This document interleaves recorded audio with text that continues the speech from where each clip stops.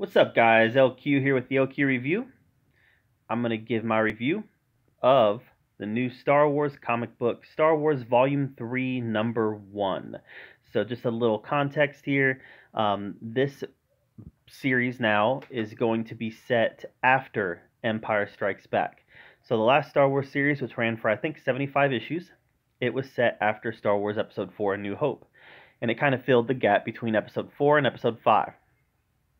This new series is going to be set after Empire Strikes Back, and it's going to fill the gap between Empire Strikes Back and Return of the Jedi, which means that we aren't going to have any Han Solo in this comic book series, which is interesting. But let's go ahead and look at this book a little bit. There's my lovely intro. Look at me, such a good-looking guy. All right, here we go. So here is the cover. And then you got the long time ago in a galaxy far away. There's the Star Wars. You hear the music in your head. And there's the crawl. Alright, so this book begins kind of recapping what happened to Luke at the end of Empire Strikes Back. Getting his hand cut off, his lightsaber duel against Vader, learning that Vader is his father. So it starts out with a recap. So there's our recap. The art is very nice in this book, very well done. And then we go to the Millennium Falcon. We cut ahead to the Millennium Falcon and we see Luke recovering from his injuries. You can look there, you can see that he's doesn't have his right hand. And he's with Lando and Chewbacca, R2-D2, C-3PO, and Leia. And they're trying to figure out what they're going to do next. And they realize that Han is gone. Like, they're not going to be able to track Boba Fett now. By now, he's gone into light speed, and he's gone. And Lando says, well, why'd we go back for this guy? If we didn't go back for this guy, then we might have had a chance at catching Han. And Leia says, this is the guy that blew up the Death Star. And Lando's like, no wonder Vader wanted him. So there's still a lot of catching up to do. At this point, Luke and Lando had never met. So, and by the way, Leia and Chewie are still incredibly angry with Lando. They do not trust him. They don't think that he's somebody who, even though he rescued them at the end of Empire, they do not trust him. And he's like, what do you guys want from me? Vader had me in a no-win situation. I still got you guys out of there. But they did not trust him one bit. So let's continue here.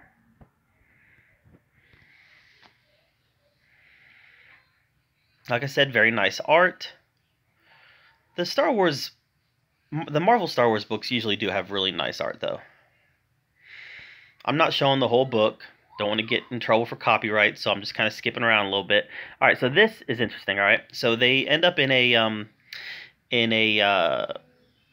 fight, a rebels versus Empire fight, and one of the rebels fighting in this fight is a guy named Dameron.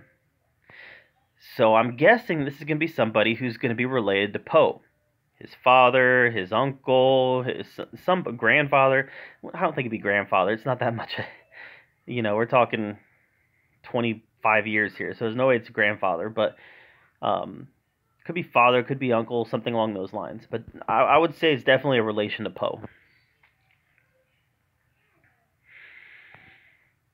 Yep. So there's a rebel battle going on here that the Millennium Falcon kind of ends up in the middle of.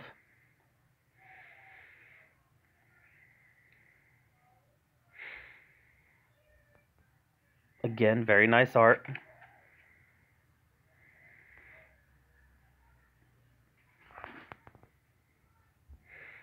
It was a pretty good story, too. I mean, a lot of this was some connecting the dots between Empire and where we are now.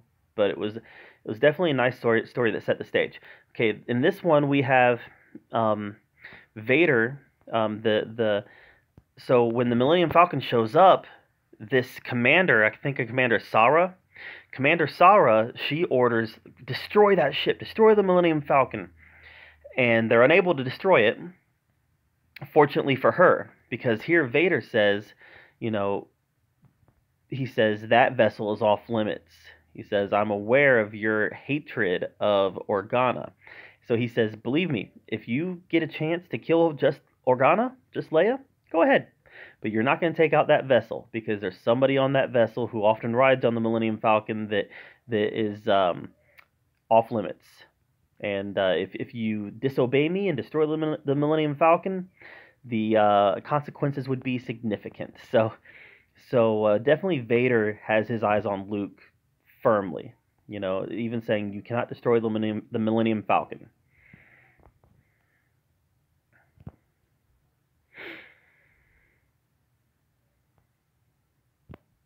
All right, so this is some interesting stuff here. Here we have Luke kind of brooding. He cannot make contact. He cannot make contact with Ben or Yoda. Can't make contact with any of them. We know Ben's a ghost by now, but he can't speak to Ben. Ben hasn't spoke to him. He can't make contact with Yoda, and he's now wondering, have they abandoned me? Me running off to Cloud City to fight Vader, because of that action, did they now abandon me?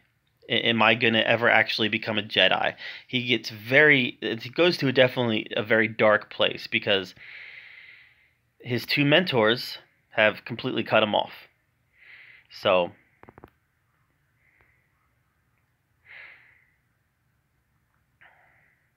he's starting to wonder, what am I supposed to be?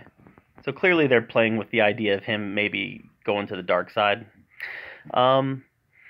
Yeah, this was a good first issue. I always say episode when I'm talking about comics. This was a good first issue. Definitely enjoyed it. The art was beautiful. Definitely enjoyed the setup.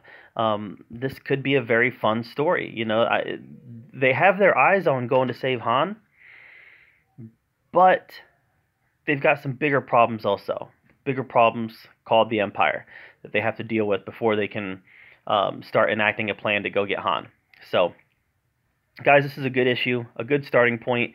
You know, I feel like the last Marvel comic storyline, the one that ran for 75 issues, started out great and it ended great, but it kind of really drug in the middle. So I'm hoping that that doesn't happen with this new one. I'm hoping that they're able to keep the story going firmly and fast enough that it keeps our interest. So, and there's a lot more to mine here, I think, than they had after A New Hope. You know, we've got Yoda to play with now. We've got Ben's Force Ghost to play with now, or Obi-Wan's Force Ghost to play with now. We've got the dynamic between Vader and Luke that we can actually play with now. We have Lando as another character, but we also have them hunting for Han, which could lead them to a lot of fun areas. It could lead them to conflict with Boba Fett. It could lead them into conflict with the Bounty Hunters Guild. Could lead them into, you know, we could see, my guess is we very well could see characters from The Mandalorian cross over now into this comic book storyline, because it's close enough in time that it could definitely happen. So far, I love the opportunity. I love the possibilities here, and I'm hopeful that they're able to execute it well to where we don't have that lag. I mean, there was about a good solid year and a half of that Star Wars book that really lagged a lot. So I'm hoping that doesn't happen here. But overall, a very strong start, beautiful art, and I'm down with what they gave us. Did you get this book? Have you read it? Let me know what you thought in the comments down below. And make sure you subscribe to my channel. And as always, thank you for being here at the OQ Review, where we talk about all the geeky, nerdy stuff we love to talk about. And until next time, we'll see you later.